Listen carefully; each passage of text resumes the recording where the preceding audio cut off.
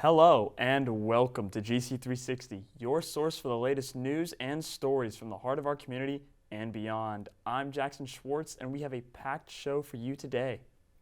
And I'm Amelie Sengupta. Whether you're a student, faculty member, or just someone interested in what's happening in our community, GC360 is here to keep you informed and engaged.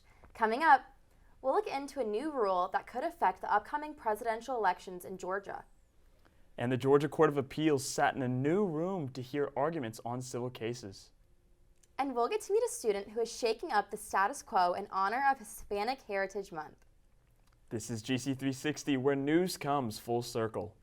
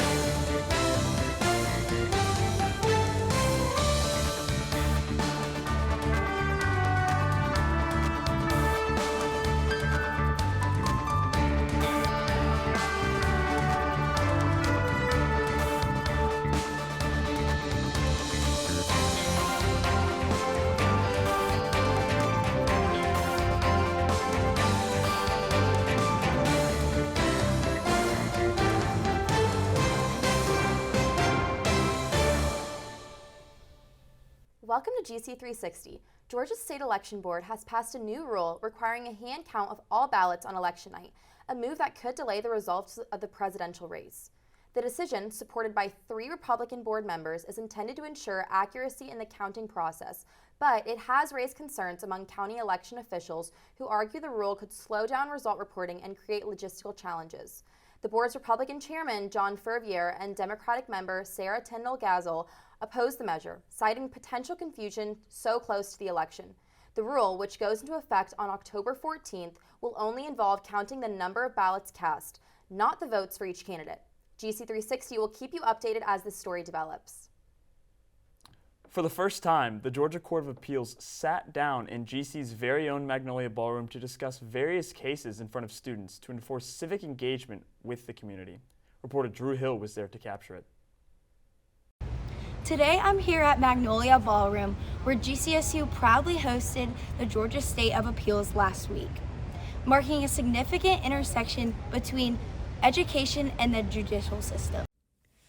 This special session brought the appellate court to campus, allowing students and faculty to engage with the judicial system firsthand.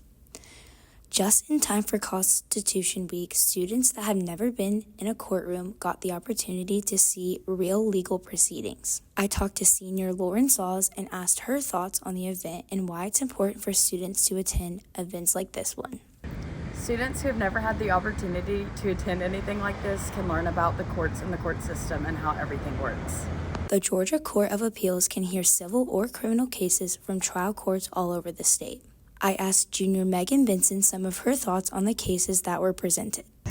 I found the medical malpractice case the most interesting because I could see both point of views throughout the case, and it also hit close to home because I feel like it's really common for people to have issues like that. The panel consisted of 3 judges from the Georgia Court of Appeals, including Stephen Dillard, who was appointed in 2012 and re-elected in 2015, Trent Brown, who assumed office in 2018, and Wade Pageant, who was appointed by Governor Kemp in August. As a part of the university's commitment to public service and community engagement, the session underlined the significance of accessible legal education. Reporting to you from GC360, I'm Drew Hill. Hispanic Heritage Month is a month-long celebration that seeks to recognize the significant contributions of Hispanic and Latino Americans in the United States. According to the 2020 U.S. Census Bureau, 1 in every 4 children in the United States are Hispanic or Latino, which is why representation matters. Lillian Alfaro is a senior majoring in Management Information Systems at Georgia College. On campus, she is vice president of the GC Women in Tech, a student organization that empowers young women interested in pursuing careers in technology. She also serves as the secretary of the Dean Student Advisory Board for the College of Business. On top of that, Alfaro shakes the status quo while raising her daughter, Genesis. Executive producer Ava Cartes is here to welcome Lily into the studio. Ava? Thanks, Amelie. Lillian, welcome to GC360. Thank you for having me, Ava. It's a pleasure to be here. I'm so glad. Well, I want to know first, you've done so many things on campus. I want to know about your upbringing. I want to know about what brought you where you are here today. Well, Ava, I was born in El Salvador. And shortly after I was born, my parents immigrated to the United States, leaving me behind with my grandmother and my aunts and uncles. And I remember walking into the fields, endless fields of sugar canes. I remember picking up coffee and different types of produce and just kind of helping, imagine my 5-year-old self just running around El Campo, picking up all this produce and just kind of helping around, milking the cows. My parents eventually, once they found a place, started working, they settled in a town in East Texas, Nacogdoches, Texas. How old were you when they brought you? 5. Okay. I was 5 years old, so my entire education was from kindergarten. Por eso no tengo el acento. That's why I don't have the accent. And so I graduated. I worked there. Like I mentioned, my parents, they're immigrants, were immigrants. And they were finally able to change their legal status into the permanent residency and then advocated for me. And for a long time, I thought that becoming a permanent resident was not an option, just because there's so much legal factors to play in. But fortunately, 6 months after I graduated with my high school diploma, I got my permanent residency. Congratulations. Yes. And the first thing I did with it is went to work. In our Spanish culture, work is very important. Yes. Work ethic. Your parents come here to work for a better life, and they expect you to do the same. And that's the first thing I did. And it helped me. I earned a lot of experience throughout the process. A couple of years later, I had Hennessy's and was a single mother for a couple of years, so I worked. And I realized that working was just not enough, And so I decided to pursue my education, and this is why I'm at Georgia College. Wow. How do you think your cultural background has either affected or benefited your approach to education and access to higher education? Well, my parents, they always worked 2 to 3 jobs. And it was never enough. It was enough to put food on our table, enough to put, a shelter over our heads. We were living paycheck to paycheck. It's my parents and 5 children. It's a lot.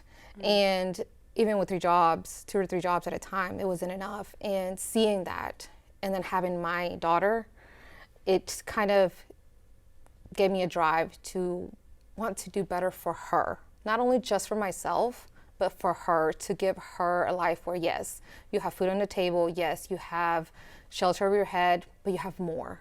We'll be able to save for your own college education, for us to do things together. Traveling is a big passion of mine, and that's not something we were able to do or afford to do when I was a child.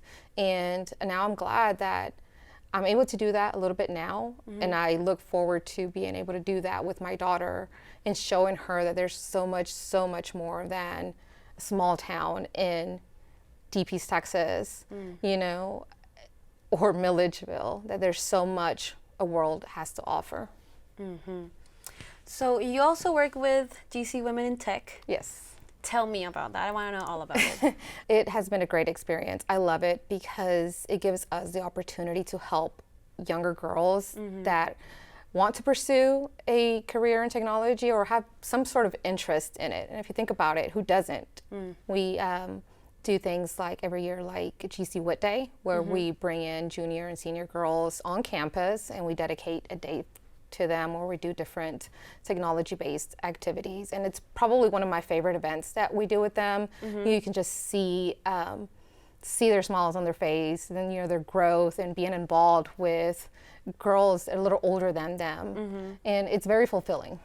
Oh, that's really nice. Yes. How do you think, as a non-traditional college student, how do you think that affects the view that other people have on college education and progressing as both a woman and a minority? Oh, wow. It has been hard being a non-traditional student. You know, I'm probably one of, if not the only one here, or a few, and it's been very challenging. It is very challenging, and it gets tough. It gets tougher every year, but you know, I'm almost at the end of the finish line, and I have to see it through for myself, for my family, for my daughter, because I want to serve as that inspiration to her, to my siblings, to other people, that wow, they can see she's a mom, you know, she's a full-time student, and she's involved in all these organizations and does so much for underrepresented individuals, you know, and inspire them to pursue their goals, to pursue higher education, because it's worth it. Every single struggle is worth it. I mean, there are many things that we as individuals go through for, like, trying to get an education, especially as immigrants, women of color. I think there are many barriers that appear on the way.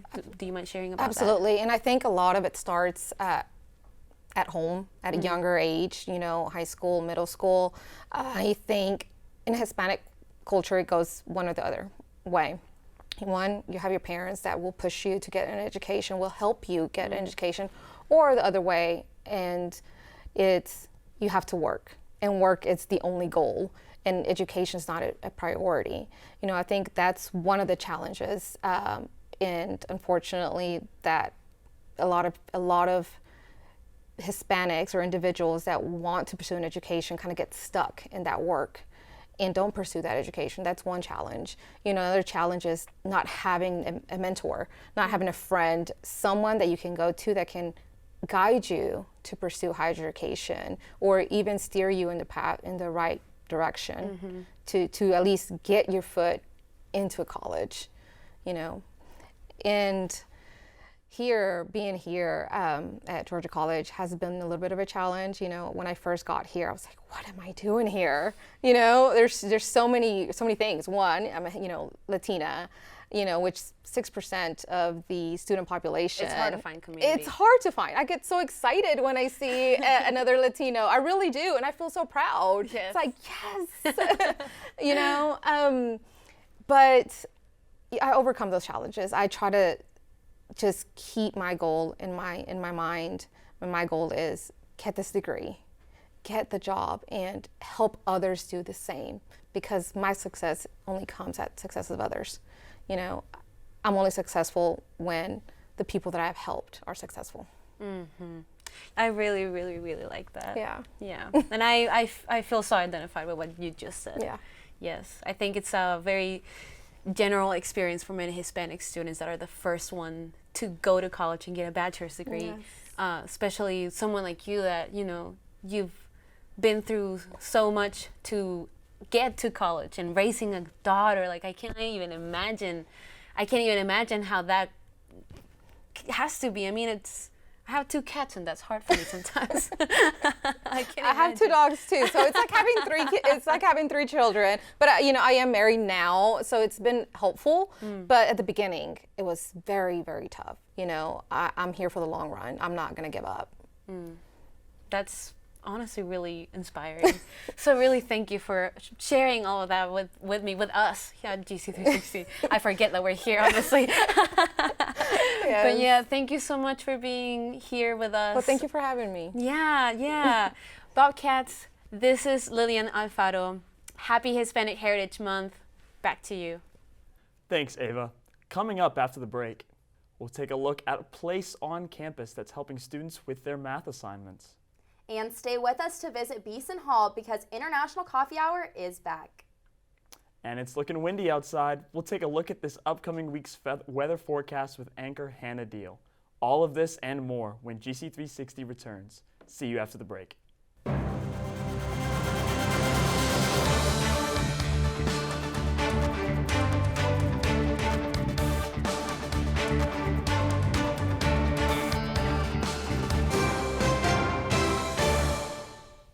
Andalusia Farm served as the home of the famed author Mary Flannery O'Connor.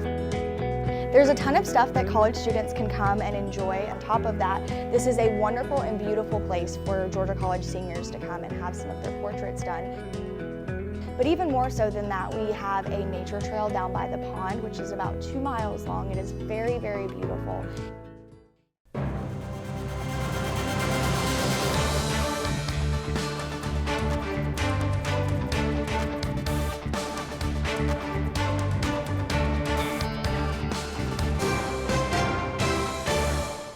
Welcome back. In the first floor of Russell Library, you will find students of all math levels working on classwork and homework. Reporter Irma Ali visited the math lab and explored its impact on students. Let's have a look.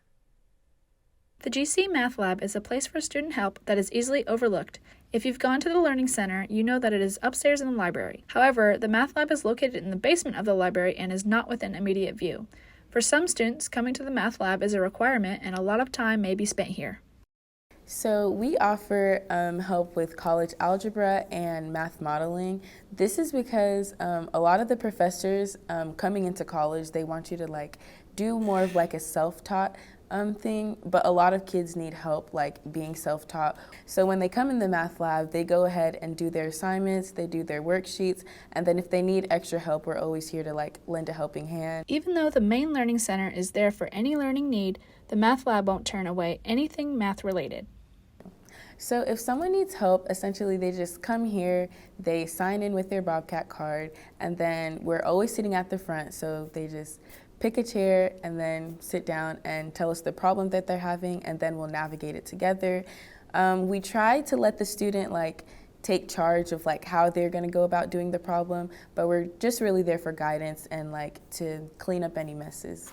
I use the math lab to log my math hours for my math and modeling class, and whenever I need help, I go to the math people in the center of the room, and they help me with my work along with checking off my homework. And if I get anything wrong, they sit down and walk you through it. They also help you learn how to use the calculators, which is really nice. If you are a student struggling with math, you are not alone. The Math Lab is here to help Monday through Thursdays 9 to 6 and Fridays 9 to 2. Be sure to head down the stairs through the library building and past Books and Brew on your right.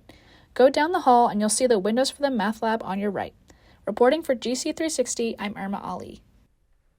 Anyone want some coffee? According to the Language Connects Foundation, the U.S. falls behind several countries in language education. This is why opportunities like the International Coffee Hour are important for language learning. Reporter Andrew Brown has more on the story. Georgia College's Department of World Languages and Cultures recently kicked off the year with their first International Coffee Hour of the semester. During the event, students are provided with refreshments and can connect with their professors to learn more about the department and their resources. Elias Bennett is the president of the Spanish Club here at Georgia College. She gives her take on what the coffee hour does for both students and the Department of World Languages. So I feel like it really, having these events helps students to know we're here and also to learn the resources. Because we have the language lab in, I want to say the second floor of A&S, where there's tutoring and stuff. And then up here, like I said, there's a good study area. And also we want to promote coming to your professor in office hours if you need help. Because I said, a lot of kids don't, I feel like a lot of students don't come up here, at least because I tend to hang out around here a lot and it's usually really empty compared to some of the other study areas. Along with cultural clubs being able to introduce themselves to students, foreign language professors also have the opportunity to reach out to students. Language Resource Coordinator Gina Towner tells us more. So we offer this event 3 times a semester, every semester, It's an opportunity for the students taking language classes to come together in a less formal, more social atmosphere, maybe mingle with students from other classes, and also get to mingle with some of our faculty. It gets them exposed to other language learners on campus because a lot of our students are maybe here fulfilling a requirement for the Corps, and they don't necessarily know that there's a community around learning languages, and so it helps build that community a little bit. GCSU's Department of World Languages will be hosting their International Coffee Hour again next month. If you would like to learn more on the Department of World Languages, you can visit Beeson Hall, located next to the College of Arts and Sciences. Reporting for GC360, I'm Andrew Brown. Tuning in to our weekly weather forecast, I heard about a hurricane party. It's going to be intense. Here is Hannah Deal trying not to blow you away. Hannah? Hello, Bobcats. Hurricane Helen is set to make landfall today as a Category 3 hurricane and could bring potential flooding across the state of Georgia. Please stay aware and prepared for heavy rains as we head into the evening. Moving into tomorrow, you should expect more rain with a high of 83 and a low of 64. So consider an indoor activity for your evening like your homework, or if you're like our technical director, Erin Finnegan, binge watch 4 movies in one night. Saturday, the clouds will part in time for more at-home activities because, unfortunately, Family Weekend has been rescheduled due to Hurricane Helen. Sunday will be partly cloudy with a high of 86 and a low of 68. Consider an air-conditioned afternoon, and why not play some board games while you're at it? Since 2 showings for the theater departments at The Wedding got canceled today and tomorrow, consider attending on Monday, where you can expect a high of 86 degrees with a low of 66 and partly cloudy skies. Tuesday is the first day of October, though it will not feel like an episode of Gilmore Girls with a high of 85 and a low of 64. Wednesday will be similar with a high of 85 and a low of 62, but that won't affect a trip to the Centennial Center for the Career and Graduate School Fair. Thursday will cool off ever so slightly to a high of 80 and a low of 58. That's all the weather I have for you today, Bobcats. Have a good weekend and stay safe. Back to you. Coming up on GC360, we'll take a look at what's new in the world of sports. And we'll see the latest changes in college football. We'll see what's hot in the world of entertainment.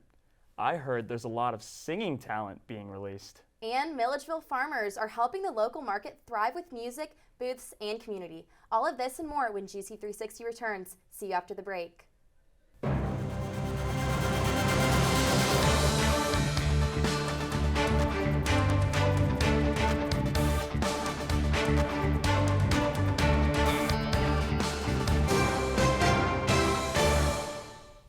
Andalusia Farm served as the home of the famed author Mary Flannery O'Connor. There's a ton of stuff that college students can come and enjoy. On top of that, this is a wonderful and beautiful place for Georgia College seniors to come and have some of their portraits done. But even more so than that, we have a nature trail down by the pond, which is about 2 miles long. It is very, very beautiful.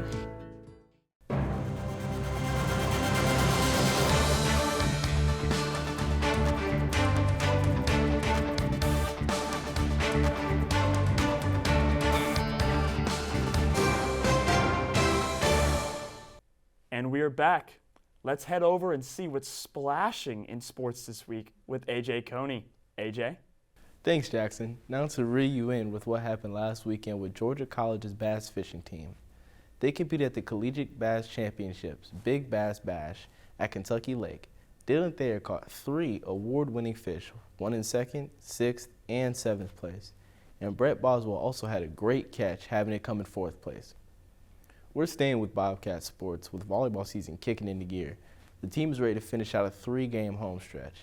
After taking down the Erskine in stunning fashion on Tuesday, our Bobcats look to do it again tomorrow against Shorter University. The team had 37 assists through 3 sets. There were standout performances by Sadie Parkerson with 17 assists, Alanis Bernis with 11 digs, and Cameron Carlton with 10 kills. Great job, Bobcats, and good luck. Moving on, the Atlanta Falcons are gearing up for a divisional match against the New Orleans Saints.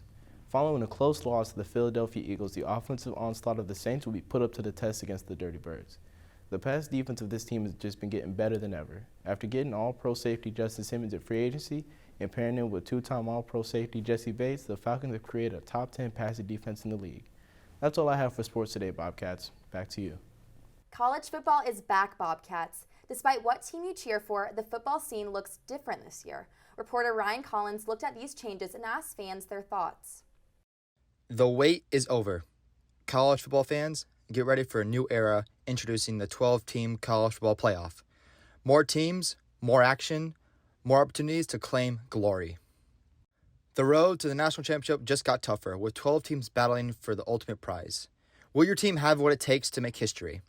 The stakes are higher, the games are bigger, and the excitement is unstoppable. I interviewed Bailey Dasso on her thoughts about the 12-team college football playoff. I think it's super beneficial for mainly two reasons. I think for the first reason is it's going to allow a multitude of teams in there.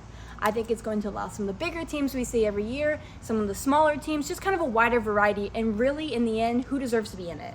I think that's the other factor, is that it's going to limit some of those teams that we randomly see, kind of like TCU a few years ago, that, you've won your whole season, but if you're not playing anybody good, even if you're 12-0, do you really deserve to be in there? Because then you just get blowout games like we've seen in the past, and kind of ruins views, and it's a boring game. So I think it'll bring a better game. The SEC just got even bigger. With a legacy of dominance, powerhouse football, and fierce rivalries, the Southern Eastern Conference is now expanding its footprint. New teams mean new matchups, new traditions, and a whole new level of competition. The gridiron is about to see more intensity, more action, and more legendary showdowns. Get ready, because the SEC family just got a whole lot bigger, and the road to the championship just got a whole lot tougher. This move brings together new talent, unstoppable coaches, and enthusiastic fan bases ready to shake up the gridiron. I also interviewed Abigail White about it as well. I really like the idea of the new 12-team college football playoff. I think it'll give more teams an opportunity to participate in the playoff without having a blowout game in the end, because some of these teams that get paired are teams that have lost some games. However, they've played hard teams, and then you have teams that haven't lost a game at all, but they've played nobody. So I think this 12-team playoff will allow for a good match in the end and settle the argument of who's the best of the best and who's the most deserving. This will be an interesting year, with the addition of the 12-team college football playoff as well as a new expansion of the SEC. Catch us later for more college football news. Reporting for GC360, I am Ryan Collins. Jackson, are you a tea guy? Every once in a while. It really helps my throat for anchoring. Why do you ask? It's time to spill entertainment tea with B. Rowan. B? Sorry, Jackson, this is not your cup of tea, but there has been some exciting news with the start of fall. We can expect to see all things spooky and scary, such as Tim Burton's newest film, Beetlejuice Beetlejuice. It topped box office charts once again, making $26 million ticket sales on its third release weekend. This has caused some issues regarding Paramount Pictures' new animated movie, Transformers 1, as it failed to meet release weekend expectations. Paramount Pictures brought in just $25 million opening weekend, compared to the projected $30 to $40 million expected. In other news about new releases, Coldplay is set to release their 10th studio album come October 4th. The album is titled New Moon and will feature a track list of 10 songs, although Feels Like I'm Falling in Love has been heard by fans, being released in June of 2024. There are still 9 unreleased songs to be heard. Some titles include We Pray, One World, and All My Love. The album will feature special artists such as Burna Boy, John Hopkins, Little Sims, and more. America's Got Talent just announced the winner of the 19th season. Richard Goodall, the self-declared singing janitor, blew Heidi Klum and many others away with his performance of Journey's Don't Stop Believin', winning him the Golden Buzzer. He stayed close to his roots, deciding to sing Journey's Finally for his final act. Judges and audiences loved this performance alike and crowned him the winner of America's Got Talent 2024. In the sphere of video games, Formosa Interactive is facing backlash after violating a current ongoing strike. The Screen Actors Guild American Federation of Television and Radio Artists called a strike against Formosa after they reportedly attempted to go past the ongoing video game strike by hiring non-union workers to act within their upcoming project.